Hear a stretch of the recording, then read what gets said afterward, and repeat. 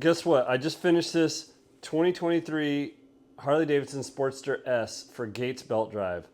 They commissioned me to build this bike to highlight one of their new products, a new, what's it called? The Moto X9 belt drive system.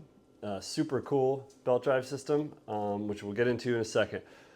So yeah, let me go over some of the features or modifications that I've done here to this awesome machine. First of all, it's called the Super Tracker because I wanted to make a bike that was race inspired but built for the street. I mean, when it comes down to it, you're gonna ride on the street more than you are gonna ride on the track. We all wanna ride on the track, but you know, we'll take the street when we can.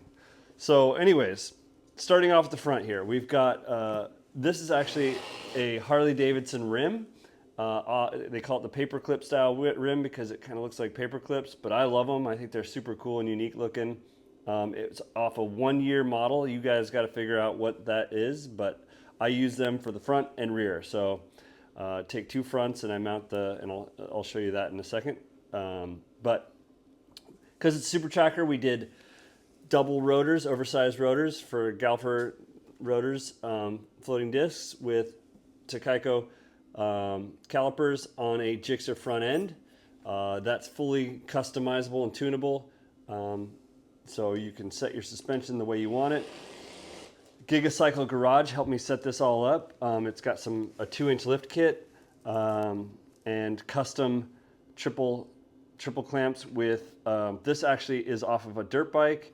It's a steering stabilizer handlebar mount for a Honda, but it worked really nicely to mount the computer on the center here. I love these Renthal flat bars. They come in different colors and they just got a classic bend to them. The grips were provided by Biltwell. They're actually for Pan America, but they fit the Sportster S models as well. I wanted to do ASV levers, but Nice CNC had these ones already done, and because of the tight timeline, I had to go with these ones. These are the shorty style levers. They're pretty nice, and they're fully adjustable, and they mount right onto the stock. This is the Brembo, and then the stock clutch thing. Getting over here into this area, we've got a lot of custom stuff going on. So first of all, I want to point out the cool paint job that Andy DeBrino did. Not only is he a fast racer, but he's a great painter. He designed and painted this whole cool paint scheme. It's very much how I do all my bikes with the racing points. I don't know why, but this is what I like. Ginger did this awesome seat, and then I put a little detail here, 1911, because that's when the Gates company started. Got a little carbon fiber race looking cover here with some titanium bolts. Getting down into this region over here, this is a couple weeks of my life. I wanted to show the whole process, but I kind of skimmed through it. I built a full, built with Sawicki Speed, a full race exhaust. So this is a 2-into-2. It's inspired by old Woods flat track racers. So I did all the bends or mounted all the bends, and then they did all the welding and finishing on this product. So it's going to sound really good. I think the 2-into-2 is a very unique look, and also it's just super cool how it tucks in tight. For here, for the foot controls, we've got the Harley Davidson factory mid controls. Typically, this bike is about a foot back, so I wanted something that's a little bit more forward, and the mids were a nice easy fix for that.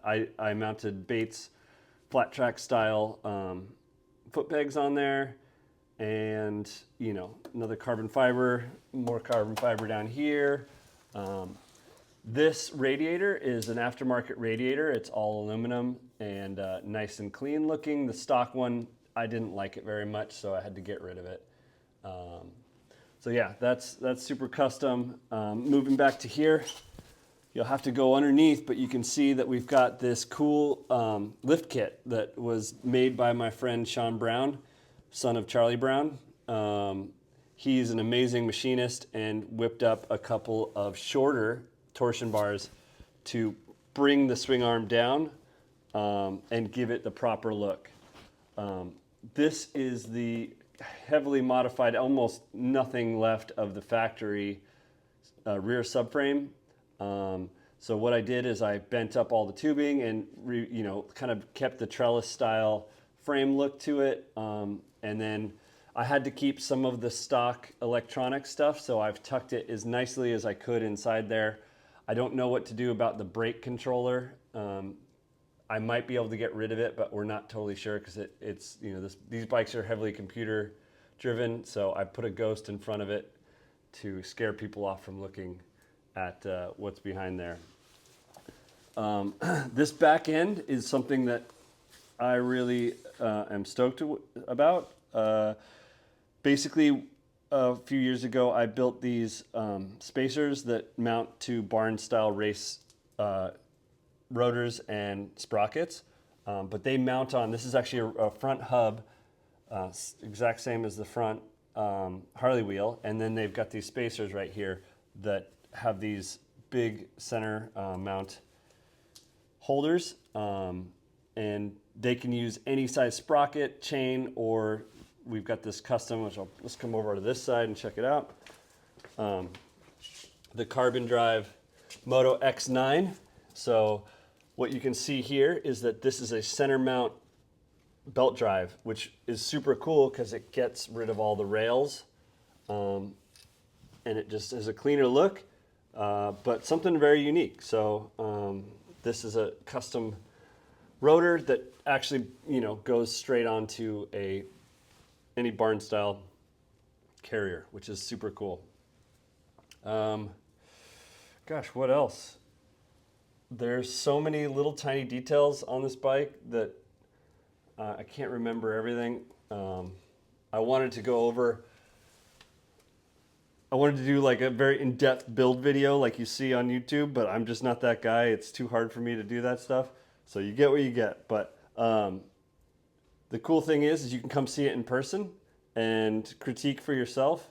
It'll debut at the Mama Tried show, and then hopefully we're trying to get it into the Hand Built show, and then also at the One Moto show, which is going to be our best show to go to. So that's May 1st, 2nd, and 3rd.